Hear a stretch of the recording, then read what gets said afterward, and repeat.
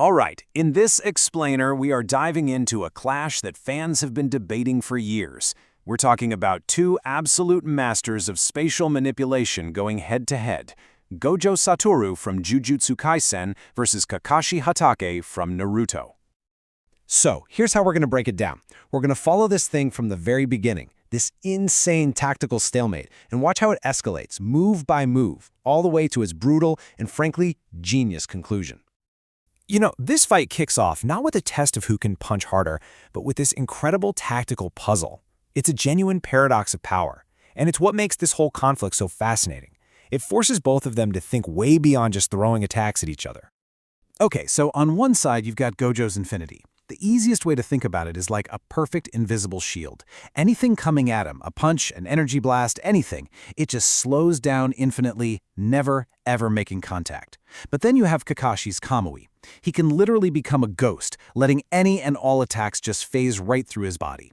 So this sets up the big question, right? How in the world do you hit a man who can't be touched, especially when he's up against an opponent who can just phase through anything you throw at him? So, with that insane setup, how does this actually start?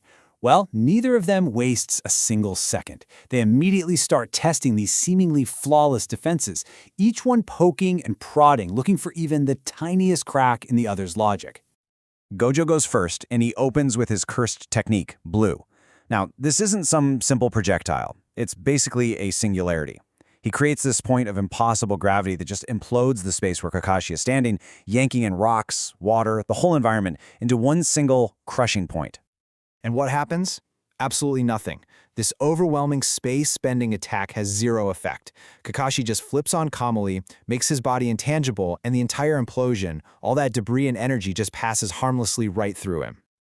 And in that same instant, Kakashi teleports right behind Gojo for the kill shot. He's got a lightning charge kunai aimed at his neck, but just as it's about to hit, it just stops. It freezes dead in the air, millimeters from Gojo's skin, held perfectly still by infinity. The stalemate is real. Neither one can land a blow. So with their basic defenses confirmed to be pretty much absolute, they're both forced to escalate, immediately.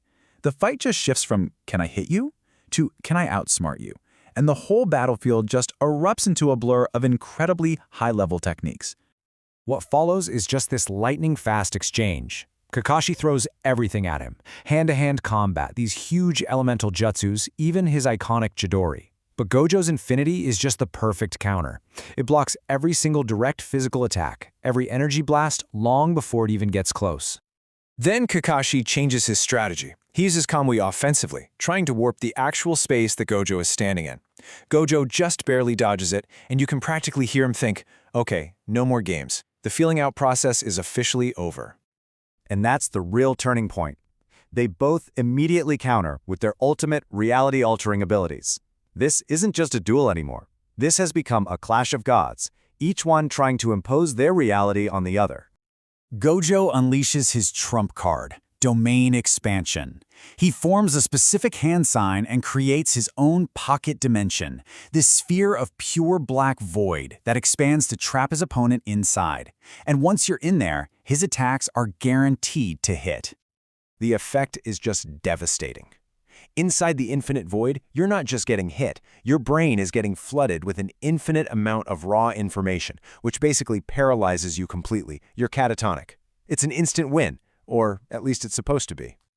But just as that trap is about to snap shut, Kakashi pulls out his own ultimate technique. He manifests the perfect Susanoo, a gigantic armored warrior made of pure energy, and uses its unbelievable power to launch himself straight up like a rocket, physically blasting out of the domain's range before it can fully form. This incredible escape pushes the fight into the stratosphere, literally thousands of feet up in the air. And it's up here, above the clouds, that the final decisive move of this chess match takes place. So, from way up high, encased in his Susanoo, Kakashi gets ready to launch an attack that's designed to answer the one fundamental question this whole fight has been about.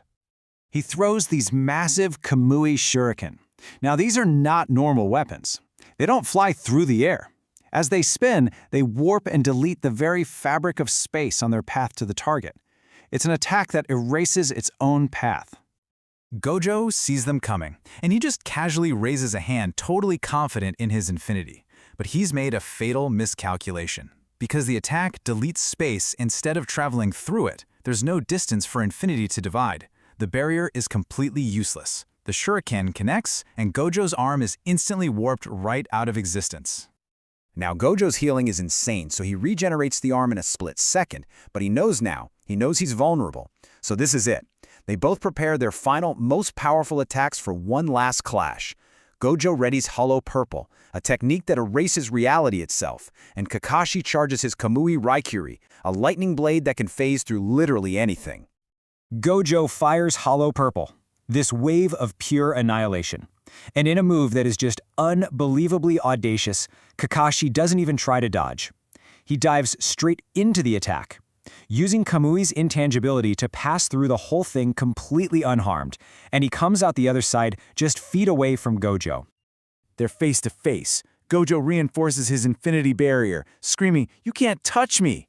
Even if you phase, the moment you solidify, infinity stops you. He's totally convinced that Kakashi has no way to land a physical blow. It looks like another dead end.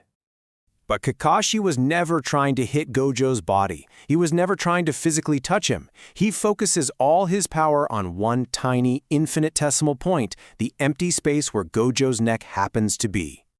And that right there is the checkmate that ends the entire fight. Gojo didn't lose because he was weaker. He lost because he misunderstood the fundamental application of Kakashi's power. This was never a contest of force. It was a contest of pure logic.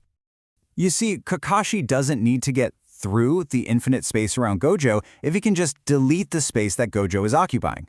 The attack doesn't travel, it just happens at the target location, bypassing infinity completely. By warping away the space of Gojo's neck, Kakashi delivers the fight's definitive and absolutely brutal conclusion.